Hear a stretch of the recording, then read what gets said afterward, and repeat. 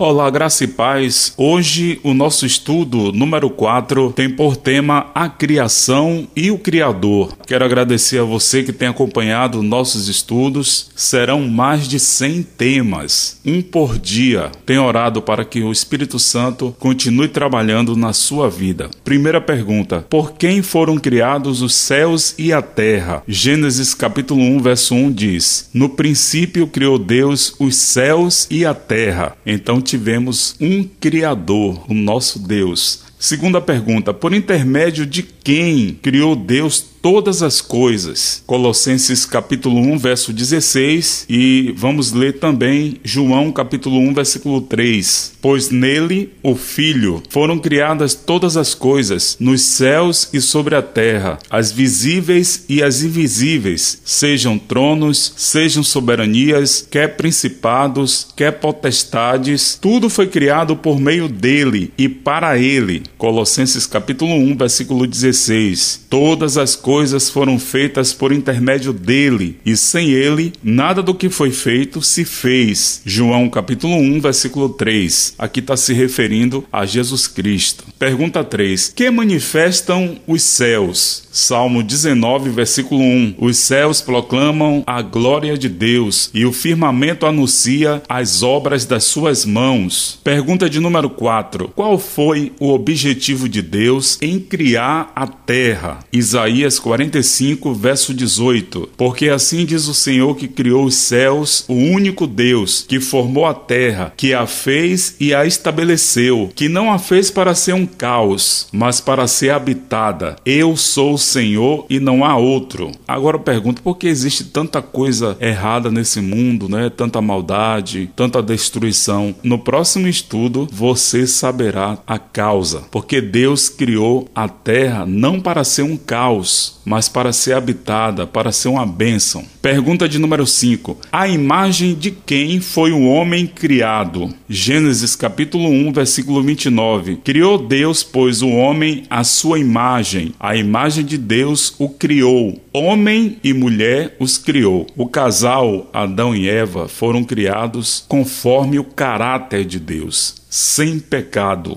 Pergunta de número 6. Que lá preparou Deus para o homem no princípio, ou seja, na criação? Gênesis capítulo 2, você pode ler do verso 8 até o 15, mas eu vou resumir. E plantou o Senhor Deus um jardim no Éden, da banda do Oriente, e pôs nele o homem que havia formado. Do solo fez o Senhor Deus brotar toda a sorte de árvores agradável à vista e boa para alimento. Tomou, pois, o Senhor Deus ao homem e o colocou no jardim do Éden para cultivar e o guardar. Deus confiou o mundo, naquela época representado pelo jardim do Éden, ao casal Adão e Eva. Pergunta 7. O que se pode perceber através das coisas criadas? Livro de Romanos, capítulo 1, versículo 20. Porque os atributos invisíveis de Deus, assim o seu eterno poder, como também a sua própria divindade, claramente se reconhecem desde o princípio do mundo, sendo percebidos por meio das coisas que foram criadas. Tais homens são, por isso, indesculpáveis. Veja que o homem, ele pode perceber a presença de um Deus criador através da natureza, das coisas que foram criadas. A Bíblia chega a dizer que tais homens são, por isso, indesculpáveis. Pergunta de número 8. Que certeza é dada do poder infalível do Criador? Isaías 40, versículo 28. Não sabes, não ouviste que o eterno Deus, o Senhor, o Criador dos fins da terra, nem se cansa e nem se fatiga? Não se pode esquadrinhar o seu entendimento. Pergunta de número 9. A quem é devida com justiça a nossa adoração? Salmos 95, versículo 6 diz: Vinde, adoremos e prostemo-nos, ajoelhemos diante do Senhor que nos criou. Só a Deus devemos prestar louvor e adoração. Gosto muito de uma frase que diz que o amor de Deus é tão grandioso, tão imenso, que Ele criou você, criou a mim e a todos para depositar esse amor. Última pergunta. À vista da maldição lançada sobre sobre esta criação, que prometeu Deus? Isaías 65:17 e Apocalipse 21, versículo 11. A Bíblia responde: pois eis que eu crio novos céus e nova terra, e não haverá lembrança das coisas passadas, jamais haverá memória delas. Deus tem uma cidade santa, a Nova Jerusalém. Nós sabemos que hoje neste mundo opera o pecado, mas a graça está à sua disposição através do sacrifício que Cristo fez na cruz, para que você pudesse aceitá-lo e ter direito à vida eterna. No próximo estudo falaremos sobre a origem do mal, porque existem tantas tragédias, maldades e por que a morte está no mundo. O próximo tema você saberá tudo sobre isso. Que Deus continue abençoando a sua vida. Separe tempo para estudar a palavra de Deus.